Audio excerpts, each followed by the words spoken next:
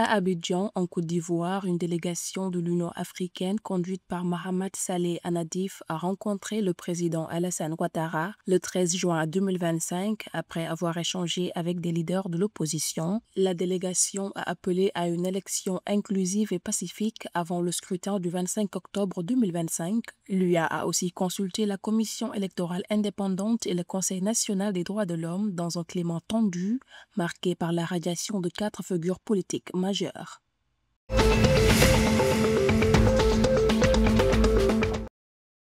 Ce 12 juin 2025, le gouvernement malien a adopté un projet de loi modifiant la charte de la transition pour permettre au président Assimi Goïta de briguer un mandat de 5 ans renouvelable dès 2025. Cette décision s'appuie sur les 517 recommandations issues des Assises nationales de décembre 2021 et s'aligne sur les pratiques des États membres de l'Alliance des États du Sahel, AES.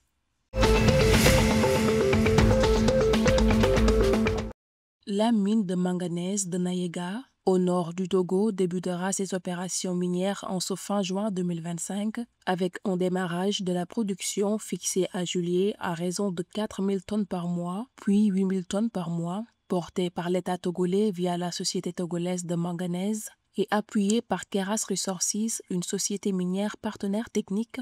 Le projet table sur 8,5 millions de tonnes de réserves pour 11 ans d'exploitation. Keras percevra jusqu'à 7,5% du chiffre d'affaires brut selon un accord signé en 2023. Le secteur minier représente actuellement 1,15% du PIB et 17,5% des exportations du pays.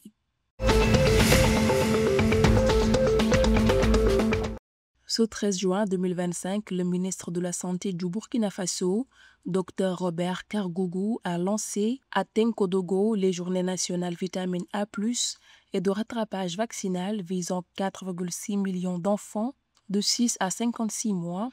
Elle durera 4 jours au centre et dans les hauts bassins et 1 mois dans les autres régions. Des doses de vitamine A, des déparasitants et des vaccins seront administrés. Soutenue par l'UNICEF, l'OMS et notamment Helen Keller International Burkina Faso, cette initiative pourrait réduire la mortalité infantile jusqu'à 24%.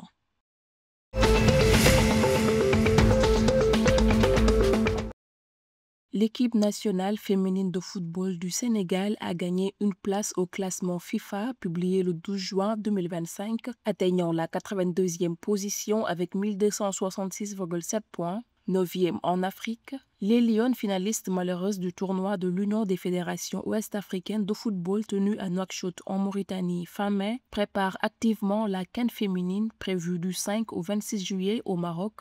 Elles évolueront dans le groupe A avec le Maroc, la Zambie et la RDC. Le Nigeria reste leader africain tandis que l'Égypte signe la plus forte progression mondiale en gagnant cette place.